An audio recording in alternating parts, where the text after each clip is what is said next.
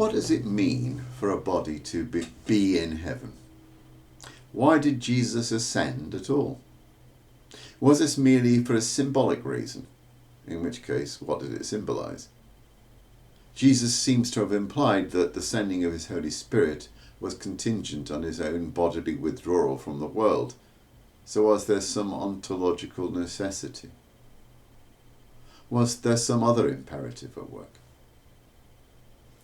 Originally, heaven simply meant the sky, and to say that God is in heaven meant nothing other than God dwells up there in the bright blue yonder.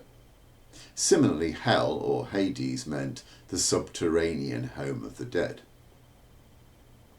When heaven meant simply the sky, the only difficulty in anybody like Enoch, Elijah, Jesus or Mary being taken to heaven was how the force of gravity was to be suspended so that the body in question could hover high above the ground alongside God indefinitely.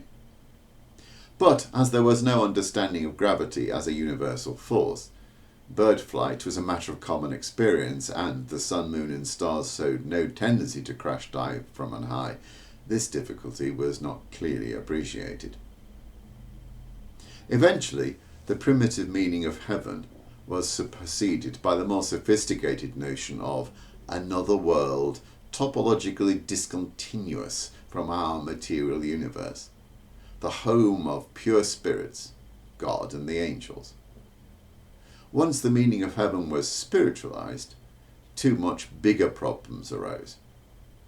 First, how can material bodies exist, let alone breathe, drink, feed and excrete, in a world which is the proper environment of pure spirits? Second, how can a transition occur between two worlds which are absolutely disjoint? It's apparent that the answer to the first question can only be material bodies cannot possibly exist in a world which is the proper environment for whatever is meant by pure spirits.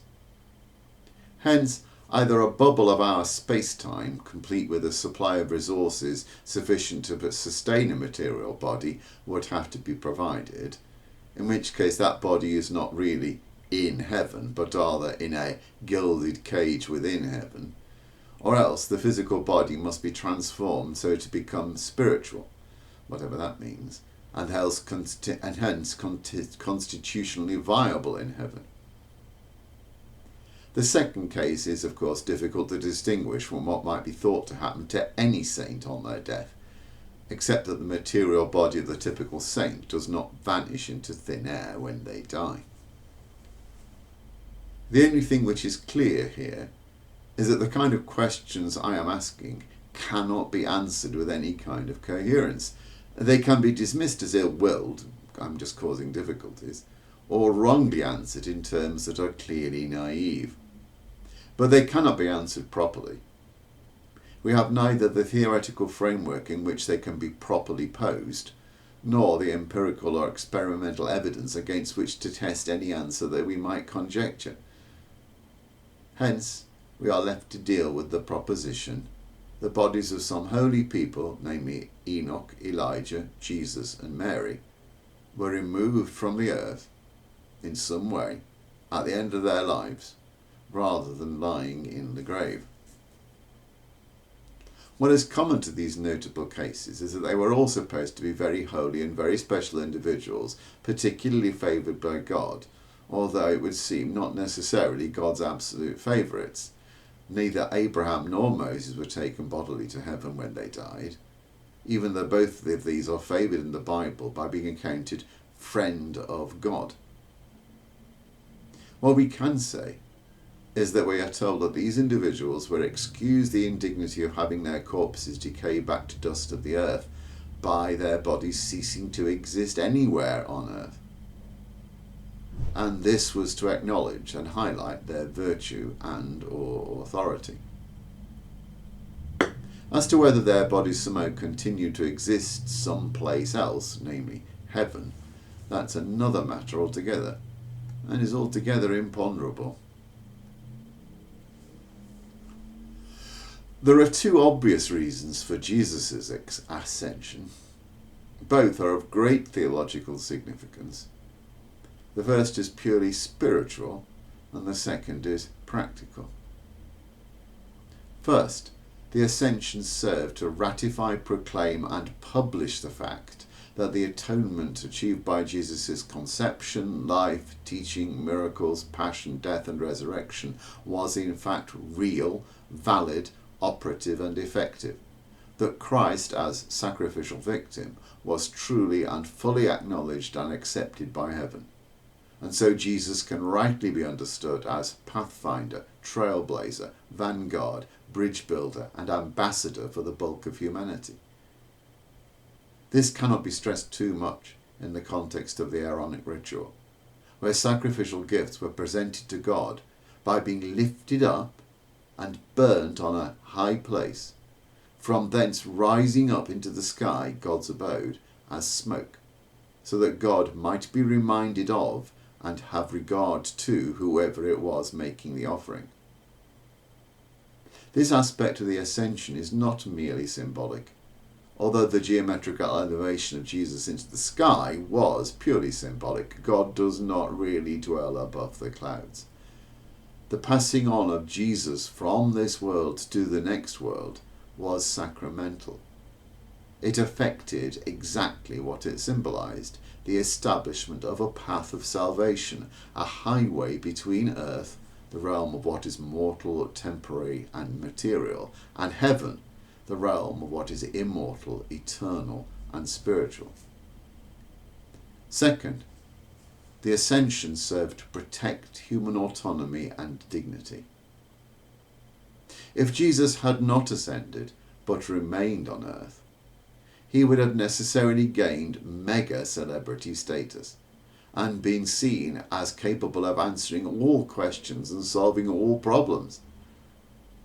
Instead of an occasionally infallible Pope in Rome, we would have had an omniscient, omnipotent, and omnibenevolent miracle-working oracle in Jerusalem. Instead of us working through our own personal, social, political, economic, technological, scientific, and mathematical problems, we would be lined up in an orderly queue waiting to ask Jesus. Jesus would then have to either repulse or deflect the vast majority, if not all, of our inquiries and requests for information, direction, or miraculous intervention, and so gain a reputation for being obtuse, awkward, uncooperative, uncaring, and hostile. Or else he would have had to subvert the entire autonomous development of human culture, replacing hard-won wisdom, understanding, and expertise with rote learning, blind faith, and puerile dependency. This would have been contrary to the entire thrust of the divine project for humanity as revealed in Scripture. Jesus' linking of his ascension with the sending of Holy Spirit might relate to either or both of these explanations. On the one hand, until his sacrifice was ratified, its potency could not be actualized. On the other hand, if Jesus had not removed himself from a direct historic and social role, there would have been no room for the Church. And the Church is the preeminent means by which Holy Spirit acts in the world, as is indicated by the fact that the Christian Pentecost is understood as the birthday of the Church.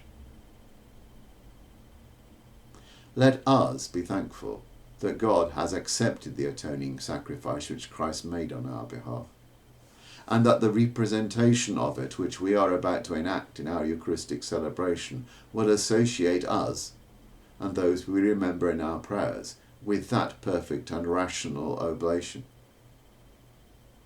Let us also commit ourselves to working out our salvation as autonomous agents, neither automata nor merely obedient lackeys, by freely cooperating with the promptings of Holy Spirit, who now dwells in our hearts.